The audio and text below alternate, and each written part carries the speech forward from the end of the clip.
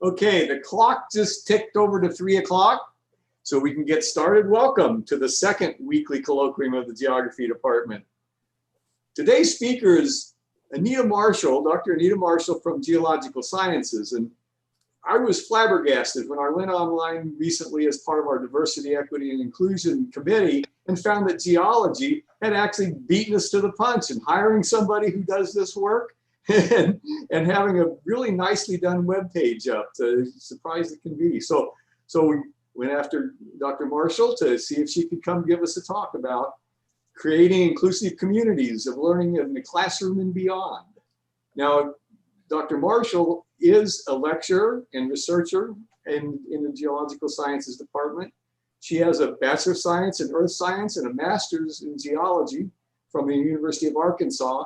And her PhD comes from the University of South Florida and also in geology.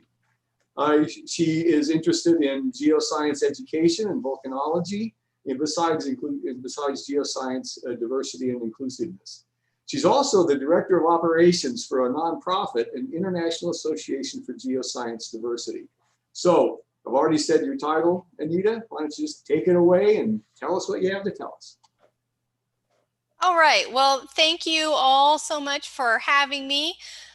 It's been a little over a year since I joined the geology department, so I haven't had a chance to meet most of you in person. So I'm hoping at some point when everything, goes back to semi-normal, I'll be able to meet some of you guys and gals around campus. So I'll jump right into my talk. I'm hoping to leave a decent amount of time at the end for questions. I'm happy to stay late and chat afterwards if people would like to do that. I'm open to that as well. All right.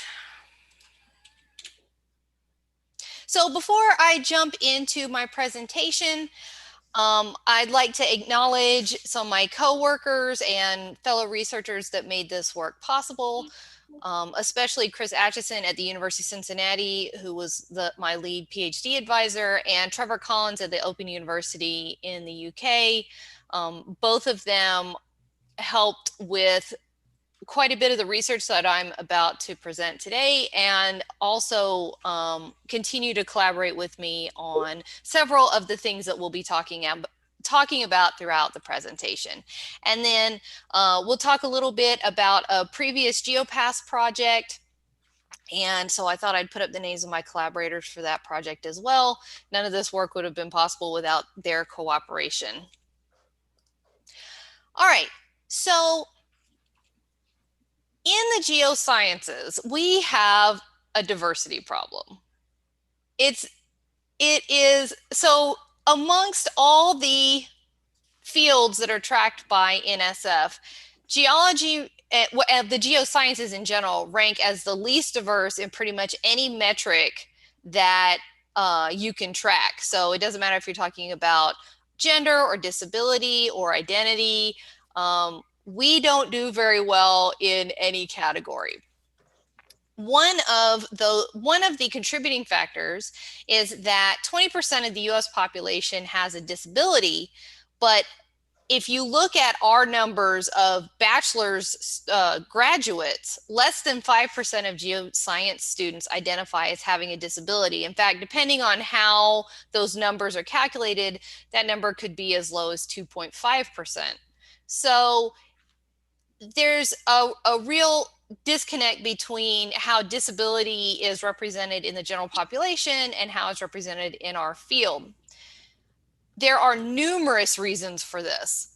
Environmental barriers, institutional barriers, social barriers. We'll touch on a little bit on all three of those throughout the presentation when we talk about how all three of those come together in fieldwork. And one of the things that I want to stress here is that part of the reason that I'm so passionate about fixing our accessibility barriers in the geosciences is that 20% cuts across all identities. So it doesn't matter if you're talking about women, or if you're talking about any underrepresented minority, or you're talking about any other way you want to divide up and parse out humanity. 20% of that group roughly is going to have a disability. So when you continue to make things inaccessible, when your programs are literally inaccessible, you're still telling 20% of any group you'd like to include that the geosciences are not for them. So I feel it's very important to tackle our accessibility problem.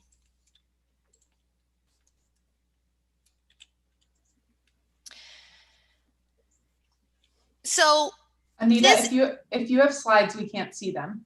oh no, oh dear. Okay, hang on. I do have slides. I thought I was sharing them. Let's see.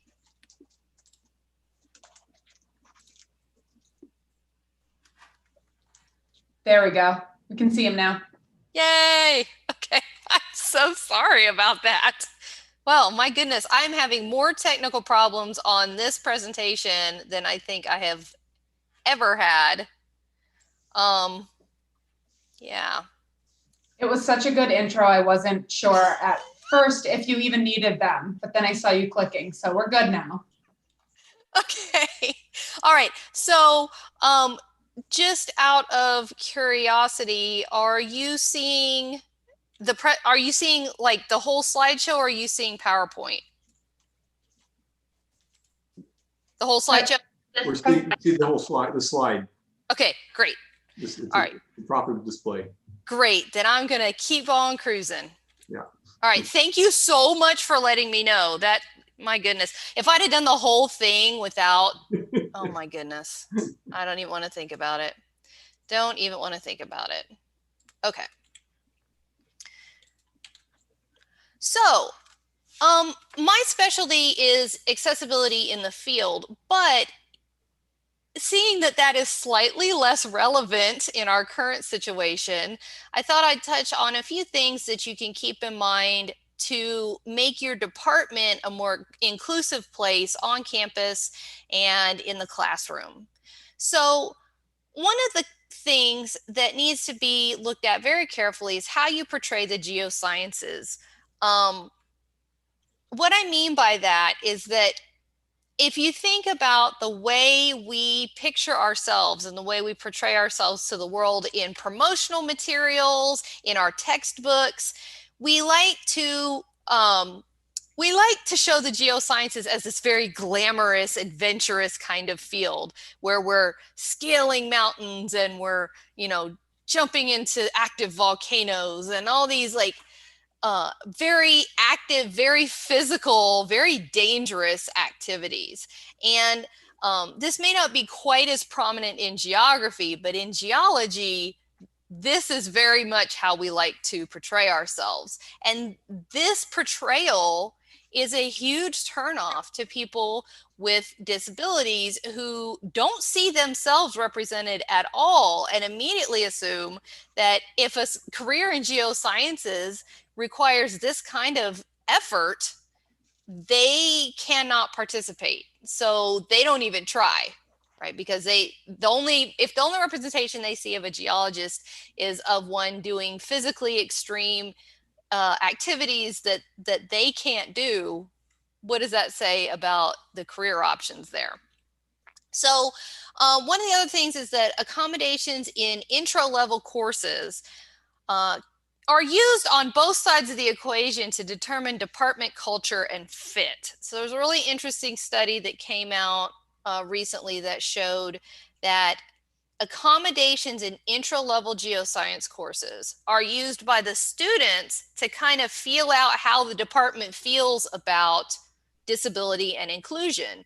If the instructor pushes back or makes accommodations very hard, the student may presume that that's how the department feels about disability inclusion. So one instructor's actions in an intro-level class can be the difference between somebody deciding, hey, this major is for me, and somebody deciding that it's not.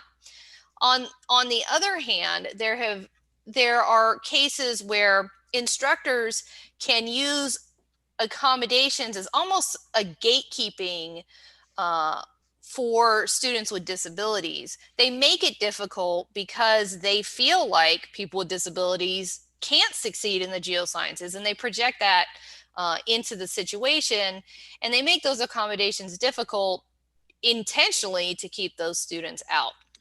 I would like to say that this is all theoretical, but I have talked to enough students personally to know that this is a thing that happens. So in the classroom, most of us have probably heard about things like universal design, making your classes accessible from the start by following basic design principles, like conveying information in more than one mode, and making sure that you have captions on your videos and things like that. But inclusion, when it comes to accessibility, has to go beyond the bare minimum of just universal design. One of the things you can do is start with your syllabus.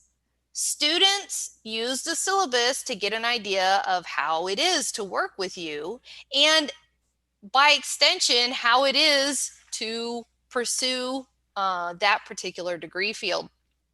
So if your syllabus has a whole lot of barriers in it right off the bat, you make it difficult to get accommodations, you make testing very hard to arrange, you make all these barriers show up in your syllabus, it's a huge turnoff right there at the start. So take a hard eye to your syllabus and just make sure you don't have any unnecessary barriers in there. There are lots of resources online and on campus to help you design a class that needs very little modification when the need arises for any particular accommodation.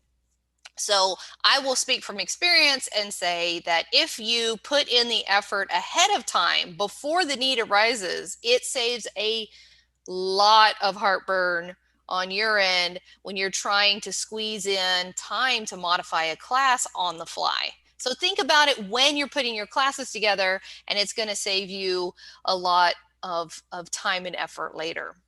And it's going to be better for the students right off the bat because they don't feel like you're having to go out of your way to make the class accessible to them.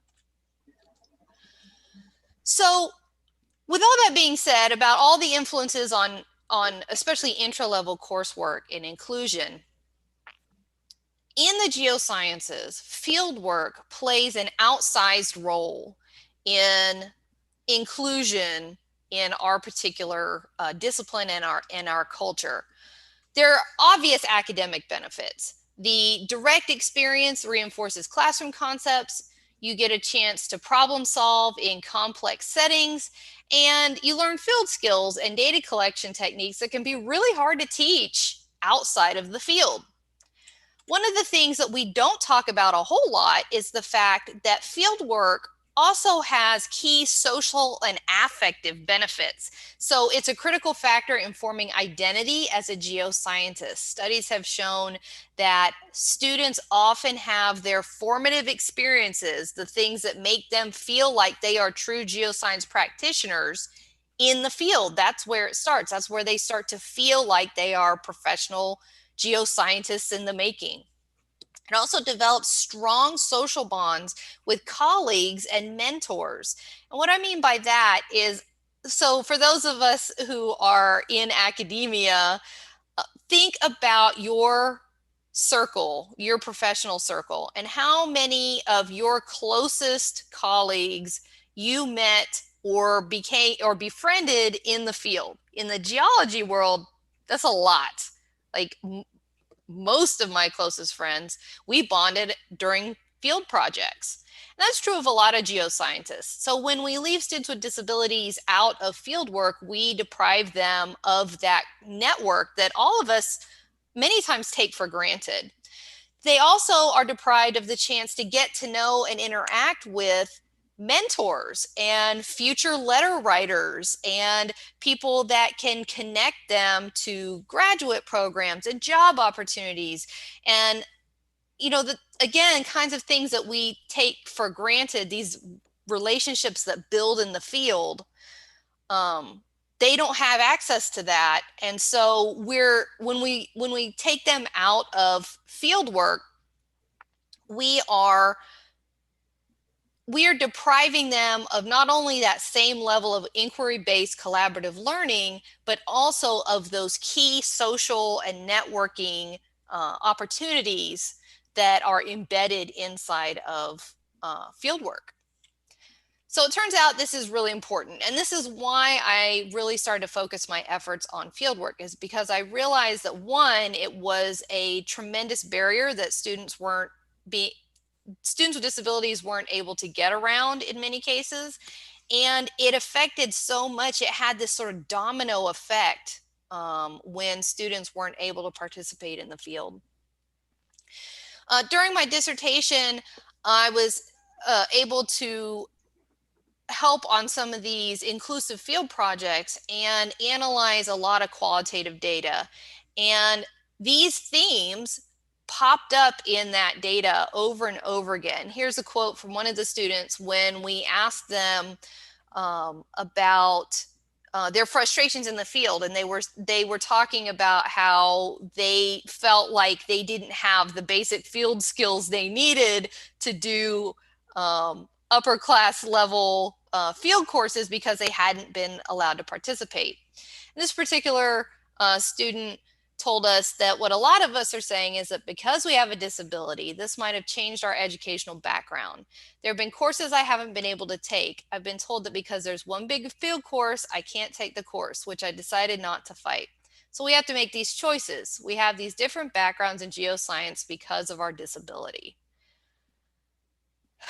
This is one of those quotes that kind of drives what I do and just like makes me want to keep working on this, especially knowing that this particular student did change their major because they were unable to work with their geology department to find a way to work around the field course requirements, which is very unfortunate. So being disabled in the geosciences, many times these decisions are made for you and you're not even allowed to do things, again, like we take for granted, like just picking whatever class you want out of the catalog. So let's talk about accessible fieldwork and some of the themes that we can take away from these inclusive field courses, and think about the ways that these can be applied, not just in the field, but in the lab and the classroom and really anywhere where we're working with students. So the things that I'll be talking about on the next few slides are some of the key outcomes from an analysis that myself and Dr. Collins and Dr. Atchison did with, we looked at 10 different accessible field courses and looked at them through the lens of inclusive communities of learning. Inclusive communities of learning this is not an idea that we came up with. This is something that is has its own literature. And we were really looking to bring this into the geosciences. It's mostly been used on sort of campus-wide evaluations of programs designed for historically excluded or underrepresented student groups. And what we wanted to do is see if we could apply that same framework to the geosciences and specifically field courses. So these are the 5 core practices of inclusive learning communities that we modified just a little to fit into the field work environment.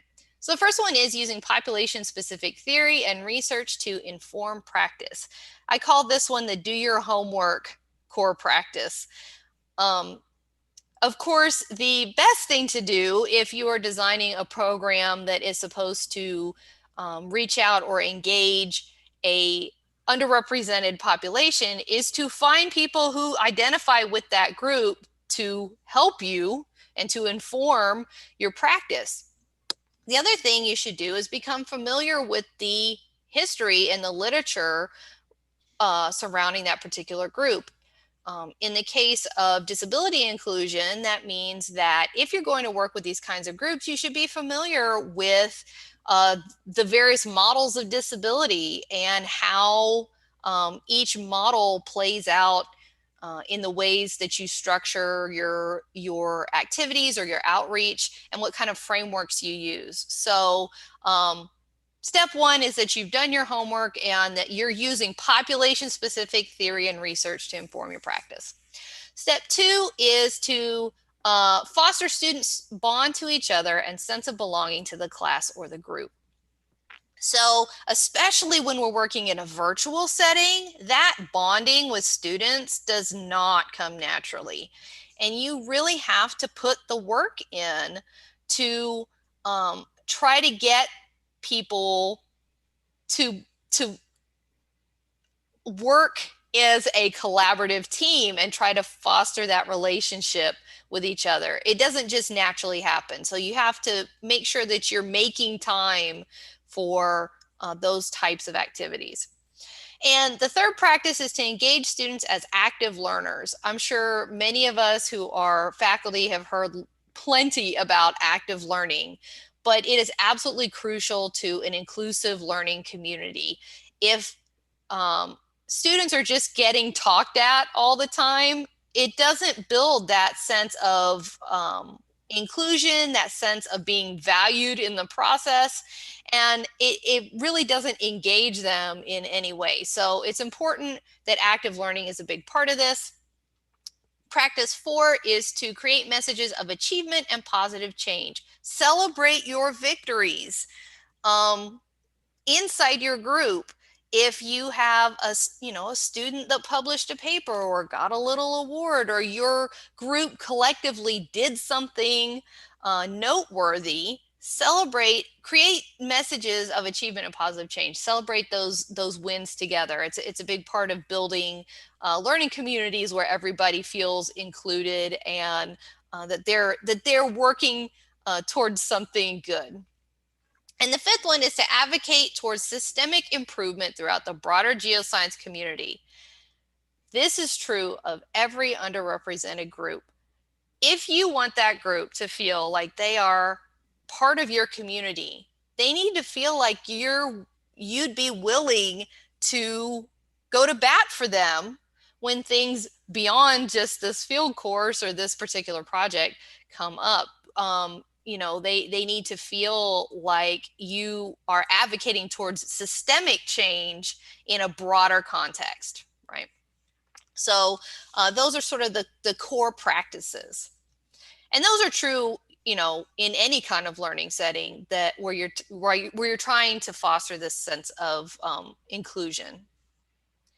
So on the next few slides, I'm going to kind of skim through some of the key takeaways that we learned after analyzing a significant amount of qualitative data from 10 different accessible field courses that were run in several places in the US and in the UK, and sort of the little jewels that emerged out of the analysis. So the first one is that social inclusion is closely linked to academic engagement.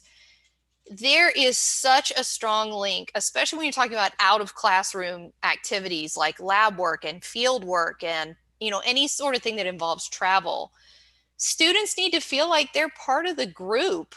And that social inclusion has a direct impact on their academic engagement. If they feel included, if they feel like they're part of the group, then they're more likely to really jump in and apply themselves on the academic side of things. And the opposite is true as well.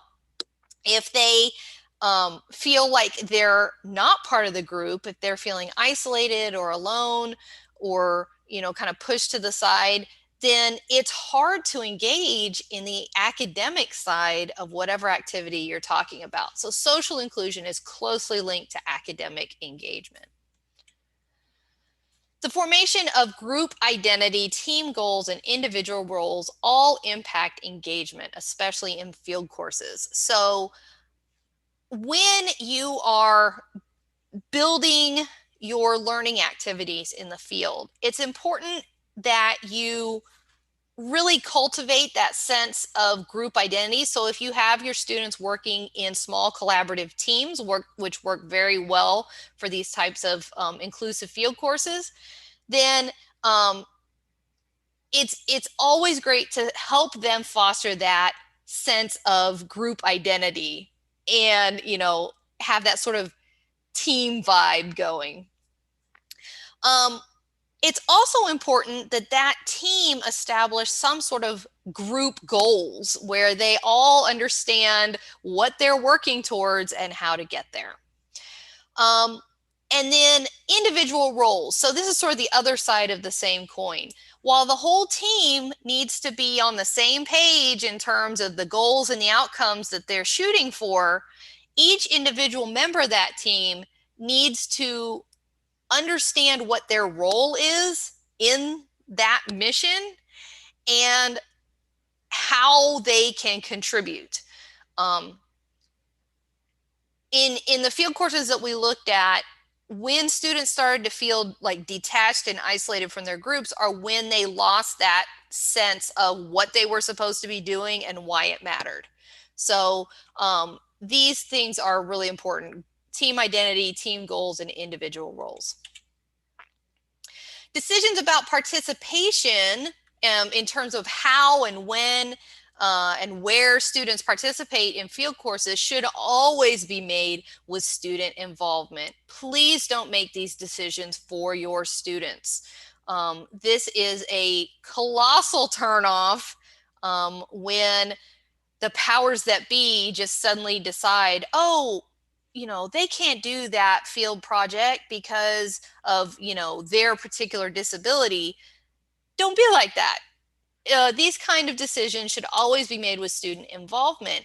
Ask the student. That students with disabilities are experts on their own particular disability, and they can help you come up with solutions on the best way to participate or not in field work, and how to adapt accordingly. So one of the other things, one of my favorite things about doing these kinds of inclusive field courses are that inclusive programs create and empower advocates for change. There is a momentum that comes out of a inclusive course of any kind that is really remarkable to see. Students that participate in these classes internalize these messages of collaboration, of finding ways to work through challenges and differences, and they become empowered to work for change in the broader community. So one of our students gave us this quote. Now, this was a student that did not have a disability and went back to their degree program and started advocating for change in how their department ran field trips. And their quote was, "Getting the perspective that I didn't have before, where there's no allowance for having a disability. You're left with this hollow version of a field experience." So I was like, we need to fix this. There's stuff we can do, and I can put other people's experience with this field site ahead of me getting to look at the 17th recumbent fold for today. That's geology speak. It's getting that perspective and carrying that forward into the way we act that I thought was a really interesting and valuable part of this experience. The momentum from the GeoPass project, which we'll talk about here in a minute, was really remarkable. One of my favorite examples was from GSA a few years ago. The students wanted to do their own student poster presentation about their experiences in the program and how the digital field notebooks that we were using differed from the old-fashioned paper field notebooks that a lot of schools use.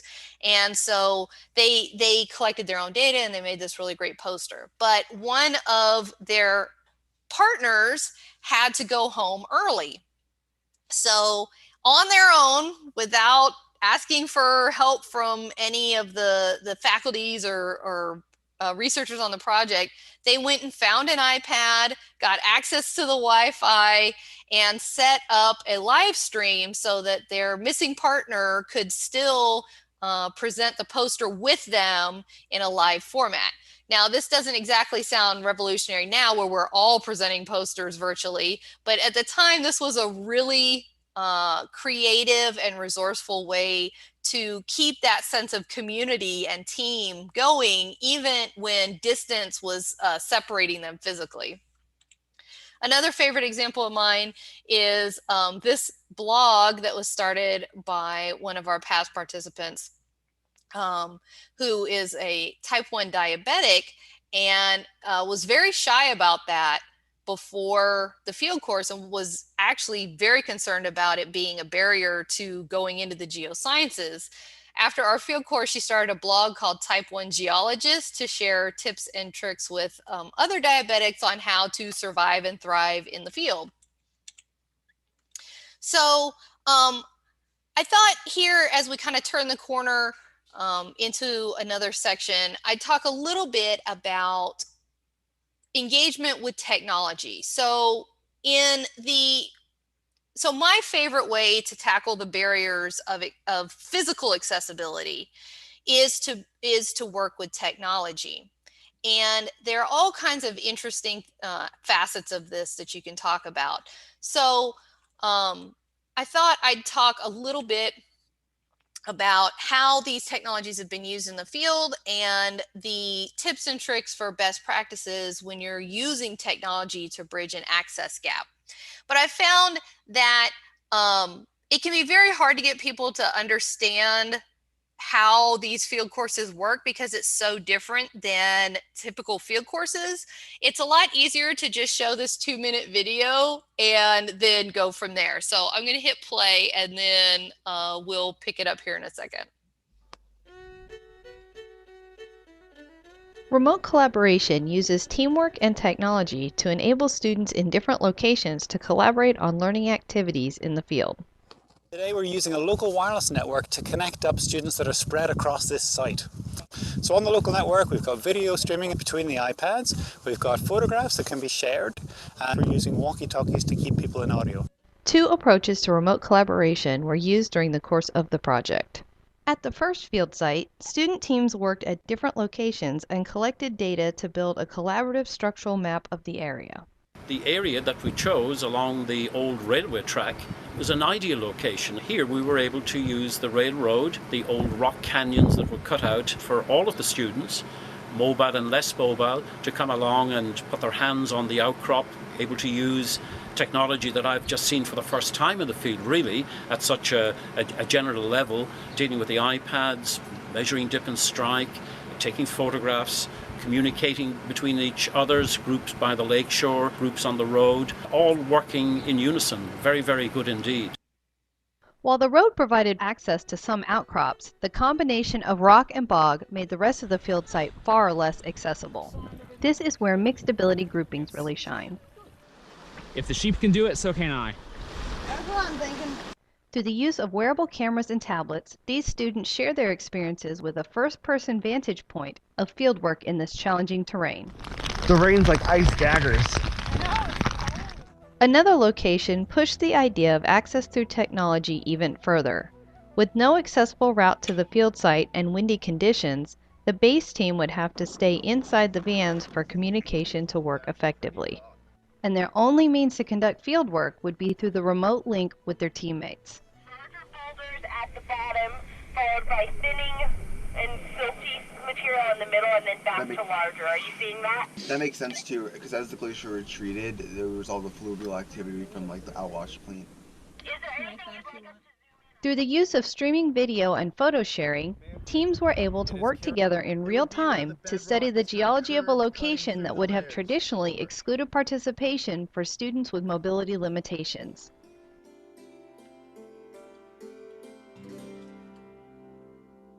Okay, so like I said, this is field work done quite a lot more. This is done differently. So I'm not going to get a whole lot into the methods that we used for data collection and analysis, because I think it's a little more useful to a broad audience to just talk about some of the best practices, and then you guys can hunt down the literature if you want to do the nice deep dive into how we got this data.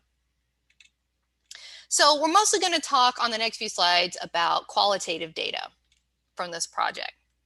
One of the interesting things about giving the students the capacity to share photos and videos from different parts of the site is that they were paying more attention to the landscape when they had to share that landscape with others, and they were more aware of their own setting by being responsible for sharing that setting with others. This quote kind of captures that, where this student is talking about the point of walking with the camera is not so you're staring at the dirt I'm walking on, but let me stop, show the lake that's here, and really be able to capture the moment of being there. That was really important. So being responsible for sharing this field site with others made them more connected to the site themselves, and they were paying much more attention to the details when they had to share those details with others. One of the other great things about the photo and video sharing is that they were able to share experiences in real time to build community.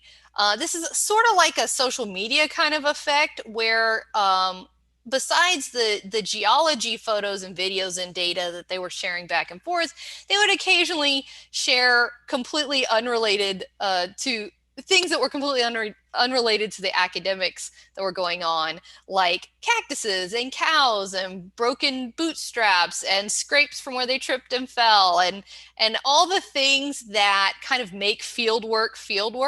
And I started sharing that back and forth with each other. This was an amazing way to build connections through narratives, being able to share their experiences of working in the field and establishing a sense of place. So all this was critical to building community. There were a few themes that came out when we analyzed the qualitative data to look at the things that were influencing the students' academic engagement. And what we mean by academic engagement is how well how often they were applying themselves to the academic activities that were going on in the field, their actual assignments. So one of those was the structure of learning activities, passive versus active roles. Again, like I mentioned earlier, the students have to be actively engaged in what's going on, especially when you're talking about using remote technology. I like to tell people that if fieldwork was just watching videos of other people do fieldwork, we could just have the students stay home and watch Discovery Channel or BBC, because the photo quality is way better, right, than what they're getting on these iPads. So it has to be an actively engaging process. You can't just expect people to kind of passively watch and feel like they've participated anyway. Guidance from experts. So this was an unusual, a kind of surprising theme to me that popped up in the data that the students referenced quite a lot. What they mean by experts are faculty.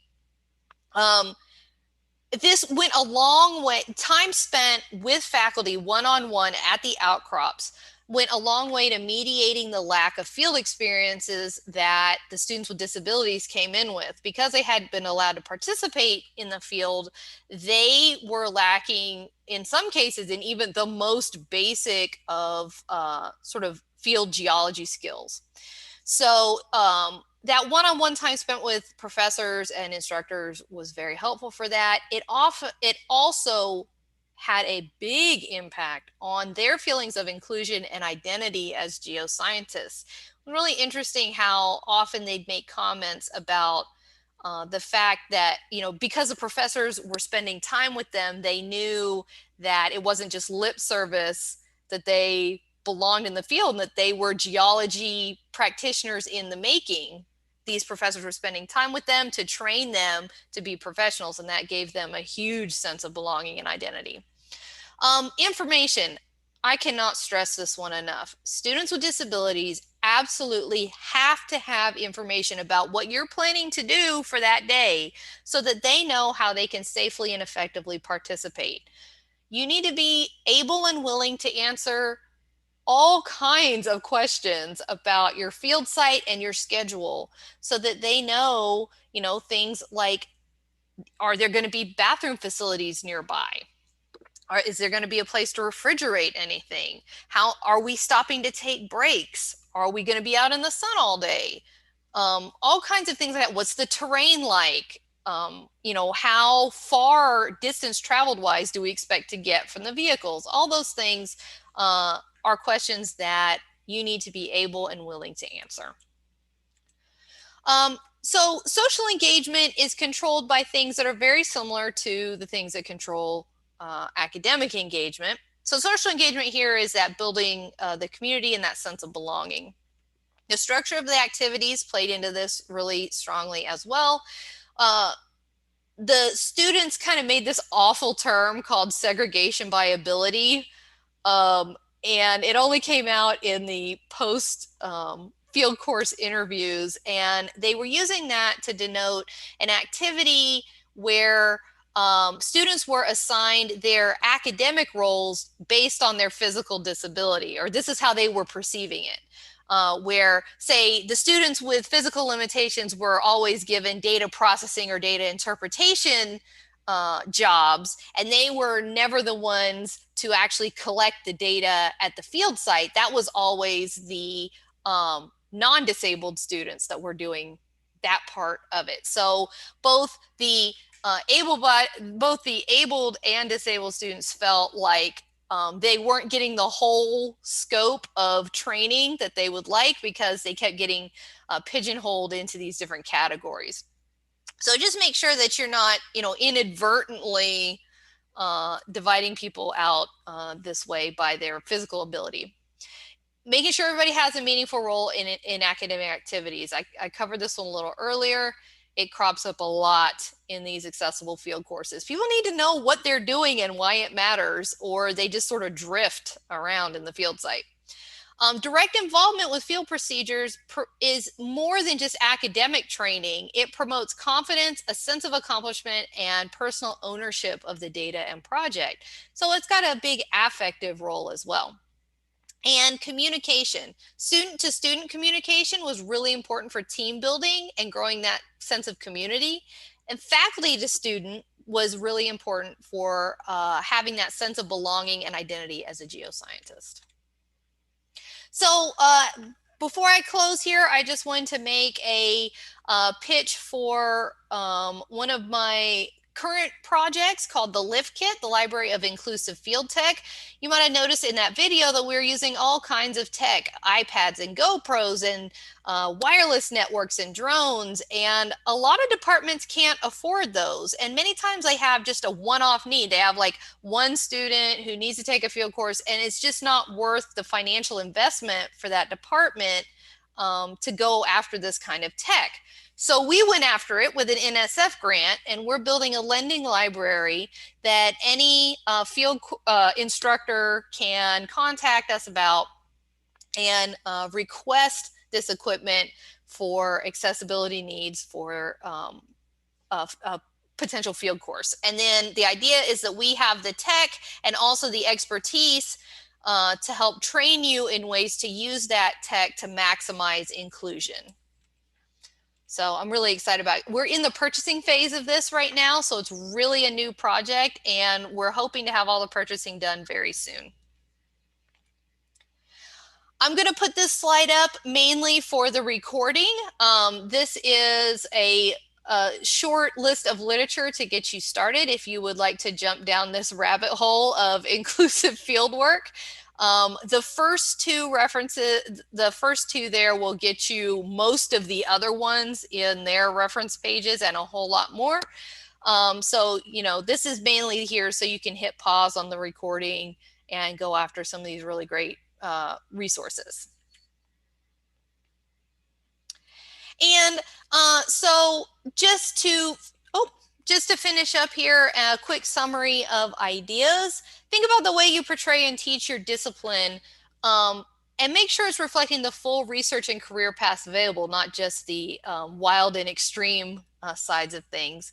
Social and academic engagement, inclusion are both critical components of strong learning communities. Field experiences can and should be more inclusive. Any approach to accessibility, including tech, has to be embedded in a broader framework of support. You cannot just throw an iPad at somebody and call it good, right? You have to really think about how you're using these things. And then think critically and creatively about how and why you do field work, and make sure that you're not, you know, overlaying some unnecessary physical requirements that you know, you put the academic and the, you know, the science side first and less on the physical requirements. So I'm going to stop talking. I went a little long with my tech problems. I'm sorry about that. And I'm happy to take your questions. Yeah, we have a few minutes for questions, and some students might have classes after this one, so they may bail out early. But nonetheless, there's plenty of time, so anybody who has a question can jump right in. Actually, I have a question for you, Anita. Early on, you talked about barriers in syllabus. Can you give us some examples of, you know, I'm not quite sure what kinds of barriers get stuck in syllabi. Sure. So yeah, it turns out that syllabi can often be a minefield of issues that we as instructors might not even have thought about. Things like being completely inflexible with how and when testing is done. That's a big one, especially now that we've gone remote. You know, if we're using, you know, these software programs that are super like, you know, there are software like proctoring services that like track eye motion and how often a student fidgets. Well, guess what? A lot of students with disabilities, their eyes fidget. They move around a lot when they take tests, and their tests keep getting flagged, and that's not cool. Like, do you need that level of surveillance? So things like that. I also put an extra paragraph in my accessibility section, you know, where we have to have that boilerplate statement about like blah, blah, blah, accessibility, and it's like super legalese. So I put another paragraph in there in my own words that encourages them to talk to me early, to approach me about any, you know, issues, even if they don't have their paperwork, to go ahead and contact me and get the ball rolling on that early. So I make sure to put language in there that shows that I've put thought into this beyond just the boilerplate statement I'm required to have. So there are lots of other little things we could get into, but those are two big ones. Yeah, thank you. Anybody else?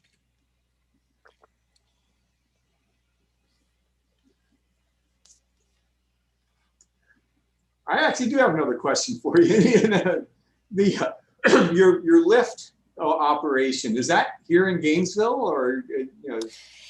It is. So the exciting thing about it is, you know, we looked at our different institutions and where we should host this stuff. And yeah, the lift kit is going to be hosted right out of our geology department here on the UF campus. So for your department, the access will be easy peasy. We won't even have to ship anything. Right. Right. I have a question. Hi, Anita. Hi. You obviously provided a lot of great ideas and avenues for making courses and fieldwork more accessible. And do you have any suggestions? Because obviously, as a department or a community, it's hard to kind of flip the script and change everything all at once. And so maybe besides just you know, changing syllabi, like what are some of the first steps that, besides realizing that maybe there's an issue and this is something that we have to acknowledge, that really can get like the ball rolling on making and designing more with this in mind? I would say a good first step is to take a hard look at your requirements for graduation, right? What are your degree requirements? And just look at them from the critical perspective of unnecessary barriers, right? Are we requiring students to do some sort of course or activity that we have not made accessible, but yet we're requiring them to get it to graduate, right? So that's a really good place to start, is just taking a look at your classes and making sure that you're not requiring courses that have not been modified for accessibility. You know, that's a big one. And then I would tell any department the best place to start is intro level classes. Intro level classes. I mean, those are your gateway classes, right? Those are where students get, hopefully, like hooked on your degree program. So if you're going to put a lot of time and effort into making your courses more inclusive, those intro level classes are where you should start.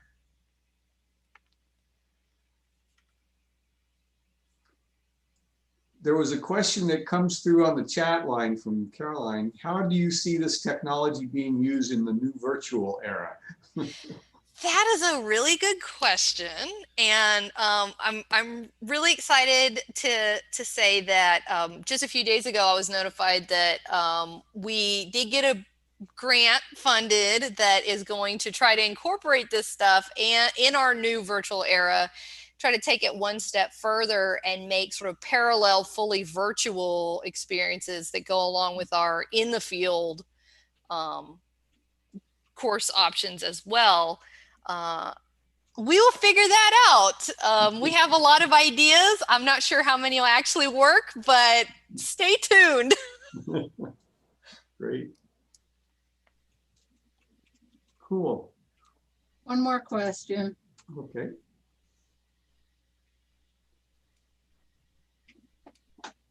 Go ahead, Joanne. Yeah, so I just really wanted to ask if you have any thoughts on how we can be more inclusive in terms of getting people in our class, getting diverse students to actually sign up for that intro class, because oftentimes we are looking at more homogeneous groups. Right. So I think it boils down to one thing, and that's relevance. The class has to seem like it is somehow relevant to people's lives. Like if they can't find any way that they can like even identify with what the class is talking about, like I don't know why they'd sign up for it. So, you know, you have to have some relevance there. You have to be able to relate what they're learning in the classroom to how it affects their world. And I think that's a really good place to start. The other thing is representation. Right? Just looking at how you're promoting the classes, and, you know, if you've got graphics to go with anything, you're making sure that you're representing the full spectrum of people that do geoscience work, and you're not using sort of this 1950s style, you know, view of what the discipline entails. So representation and relevance, I think, are both really important to that recruiting. Thank you. Okay.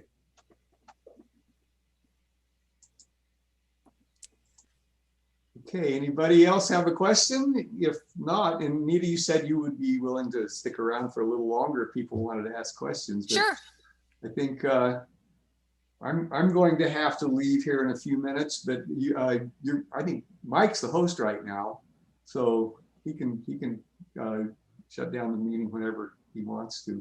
So thank you very, very much, Anita, for coming and talking to us. And when we get back to a more unvirtual time, we'll definitely have to get together and talk about some of these things. Right. Well, thanks for having me, everyone. Yeah. Okay, next week, the speaker will be me. I get to do the privilege of being the organizer of the colloquium and talk about We'll talk about National Science Foundation, the program that I was manager of at NSF, and in a project that I'm working on for NSF. So I'll see you then. I do have to leave now. So bye, Anita. Bye, everybody.